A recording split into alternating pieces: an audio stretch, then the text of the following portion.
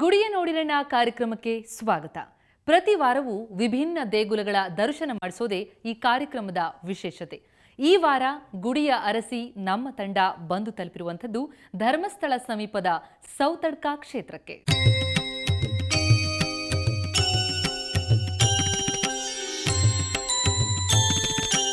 ನೀವು ಈ ಸೌತಡ್ಕ ಕ್ಷೇತ್ರಕ್ಕೆ ಬರೋದಾದರೆ ಧರ್ಮಸ್ಥಳಕ್ಕೆ ಹೋಗುವಂಥ ಬಸ್ಸನ್ನು ಹತ್ತಬೇಕು. ಸೌತಡ್ಕ ದೇಗುಲದಿಂದ ಕೇವಲ 16 ಕಿಲೋಮೀಟರ್ ದೂರದಲ್ಲಿದೆ ಧರ್ಮಸ್ಥಳ. ಹಾಗಾಗಿ ಧರ್ಮಸ್ಥಳಕ್ಕೆ ಹೋಗುವಂಥ ಬಸ್ಸುಗಳೆಲ್ಲ ಸೌತಡ್ಕಕ್ಕೆ ಹೋಗ್ತವೆ. ಧರ್ಮಸ್ಥಳಕ್ಕೆ ಹೋಗುವ ಬಸ್ಸುಗಳ ವಿವರ ಹೀಗಿದೆ ನೋಡಿ. ಐರಾವತ ಇದು ಹೊರಡೋ ಸಮಯ ರಾತ್ರಿ 9:45 ಹಾಗೂ 10:30. ಇದರ ದರ 583 ರೂಪಾಯಿ. ಇನ್ನು ರಾಜಹಂಸ ಇದು ಹೊರಡೋ ಸಮಯ ರಾತ್ರಿ 8:30, 9:00, 9:30 ಹಾಗೂ 10:30. ಇದರ ದರ 422 ರೂಪಾಯಿ. ಇನ್ನು ಕರ್ನಾಟಕ ಸಾರಿಗೆ ಇದು ಹೊರಡೋ ಸಮಯ ರಾತ್ರಿ 7:30, 8:00, 8:30 ಹೀಗೆ ಅರ್ಧ ಗಂಟೆಗೊಮ್ಮೆ ಬಸ್ಸುಗಳಿವೆ. ಇದರ ದರ 320 ರೂಪಾಯಿ. ಇನ್ನು ಇಲ್ಲಿಗೆ ಬಂದವರಿಗೆ ಉಳಿದುಕೊಳ್ಳಲಿಕ್ಕೆ ಯಾವುದೇ ವ್ಯವಸ್ಥೆಗಳಿಲ್ಲ. ಹಾಗಾಗಿ ಯಾತ್ರಿಕರು ಧರ್ಮಸ್ಥಳದಲ್ಲಿ ಉಳಿದು ಈ ಕ್ಷೇತ್ರಕ್ಕೆ ಬರಬಹುದು.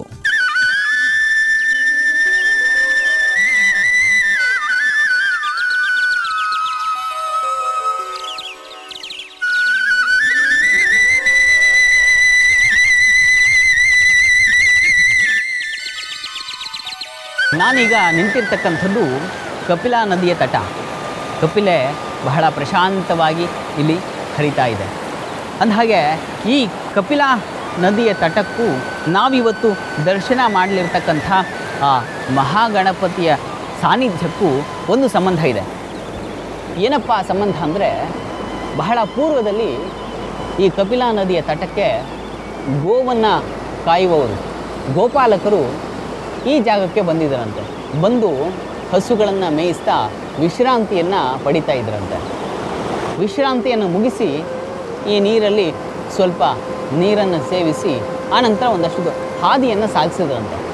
ಹಾಗೆ ಹಾದಿಯನ್ನು ಸಾಗಿಸುವಾಗ ಅವರಿಗೆ ಒಂದು ಕಲ್ಲಿನ ಮೂರ್ತಿ ಕಾಣಿಸ್ತಂತೆ. ಅದೇನು ಅಂತ ಹತ್ತಿರ ಹೋಗಿ ನೋಡಿದ್ರೆ ಅದೊಂದು ಗಣಪತಿಯ ಮೂರ್ತಿ ವಿಗ್ರಹ. ಆ ಗಣಪತಿಯ ವಿಗ್ರಹವನ್ನು ನೋಡಿ ಅವರಿಗೆ ತುಂಬ ಭಾವುಕರಾಗಿ ಆ ಗಣಪತಿಯನ್ನು ಒಂದು ಭಾಗಕ್ಕೆ ಹೊತ್ತೊಯ್ದರಂತೆ. ಆ ಹೊತ್ತೊಯ್ದು ಅಲ್ಲಿ ಪ್ರತಿಷ್ಠಾಪನೆ ಮಾಡಿದ್ರಂತೆ. ಹಾಗೆ ಪ್ರತಿಷ್ಠಾಪನೆ ಮಾಡಿದಂತಹ ಜಾಗವೇ ಇವತ್ತು ಸೌತಡ್ಕ ಮಹಾಗಣಪತಿ ಕ್ಷೇತ್ರ ಅನ್ನಿಸ್ಕೊಂಡಿದೆ. ನಾವು ಆ ಕ್ಷೇತ್ರ ದರ್ಶನ ಮಾಡೋಣ.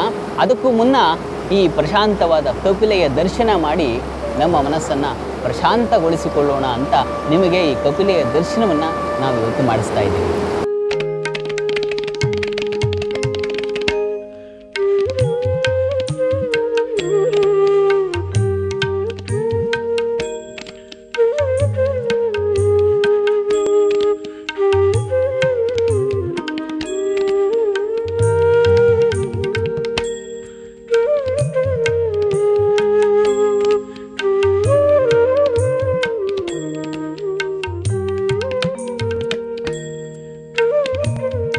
ಈ ಪರಿಸರವನ್ನು ನೋಡ್ತಾ ಇದ್ದರೆ ಮೈ ಮನಸ್ಸು ತುಂಬಿ ಬರುತ್ತೆ.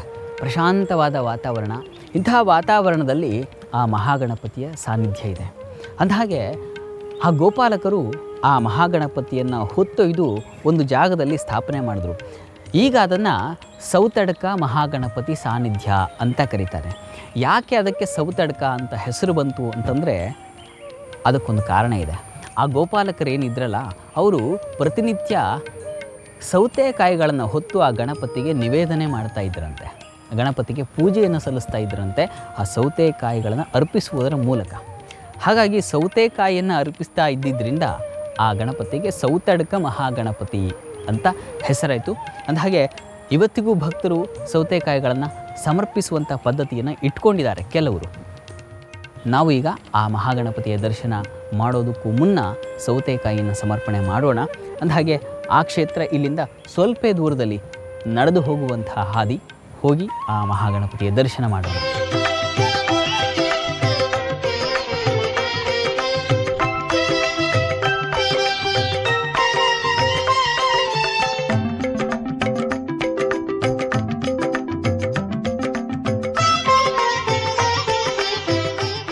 ಈ ಪ್ರಶಾಂತವಾದ ವಾತಾವರಣದಲ್ಲಿ ಮಹಾಗಣಪತಿ ಇಲ್ಲಿ ನೆಲೆಸಿದ್ದಾನೆ. ಇದನ್ನು ಸೌತಡ್ಕ ಶ್ರೀ ಮಹಾಗಣಪತಿ ಅಂತ ಕರೀತಾರೆ. ಇಲ್ಲಿ ನಾವು ಗಮನಿಸಬೇಕಾದ್ದೇನು ಅಂದರೆ ಈ ಗಣಪತಿಗೆ ಸೂರಿಲ್ಲ, ಅಂದರೆ ಒಂದು ಗೋಪುರ, ಒಂದು ಗರ್ಭಗುಡಿ ಅಂತ ಯಾವುದೂ ಇಲ್ಲ. ಇಲ್ಲಿ ತೆರೆದಂಥ ಮಹಾಗಣಪತಿ, ತೆರೆದ ಮನಸ್ಸುಗಳನ್ನು ಆಶೀರ್ವದಿಸುವಂಥ, ತೆರೆದ ಹೃದಯವನ್ನು ಅಪ್ಪಿಕೊಳ್ಳುವಂಥ ಹೃದಯ ಸಾಮ್ರಾಜ್ಯದ ಅಧಿಪತಿ ಮಹಾಗಣಪತಿ ಈ ಕ್ಷೇತ್ರದಲ್ಲಿ ನೆಲೆಸಿದ್ದಾನೆ. ಆತನ ದರ್ಶನ ಮಾಡೋದು ಈ ಕ್ಷೇತ್ರದಲ್ಲಿ ಮಹಾ ಸೌಭಾಗ್ಯ. ಆತನನ್ನು ನೋಡೋಣ.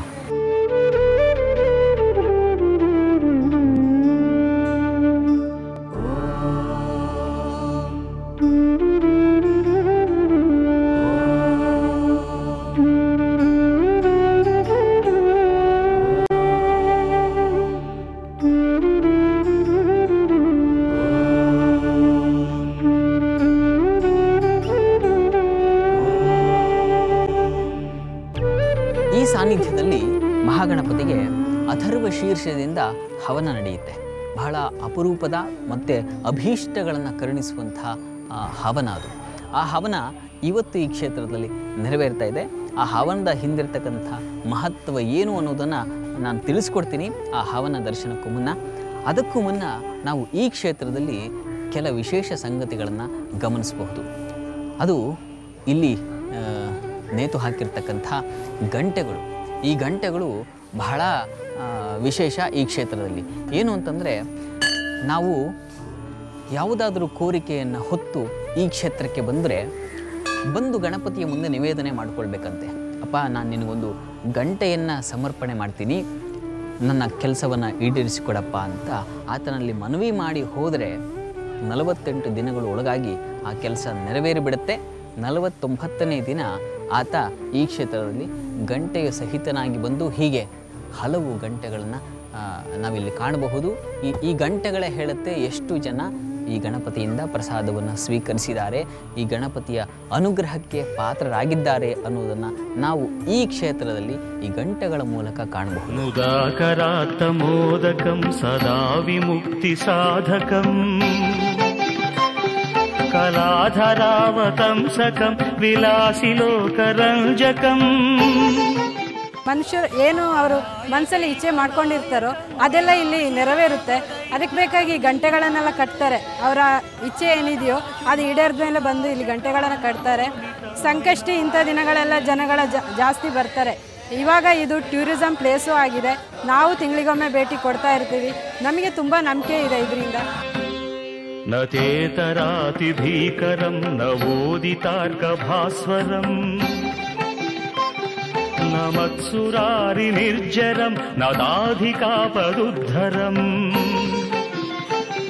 ಸುರೇಶ್ವರಂ ನಿಧೀಶ್ವರಂ. ಇಲ್ಲಿ ಗಣಪತಿಗೆ ಸಲ್ಲಿಸಬಹುದಾದಂತಹ ಅತಿ ಮುಖ್ಯ ಪೂಜೋಪದ್ರವ್ಯ ಅಂತಂದ್ರೆ ದೂರ್ವೆ. ಹಾಗಿದ್ರೆ ದೂರ್ವೆಯನ್ನ ಸಮರ್ಪಿಸಿದ್ರೆ ಸಿಗಬಹುದಾದಂತಹ ಫಲ ಏನು ತಿಳಿಯೋಣ ಒಂದು ಪುಟ್ಟ ವಿರಾಮದ ನಂತರ.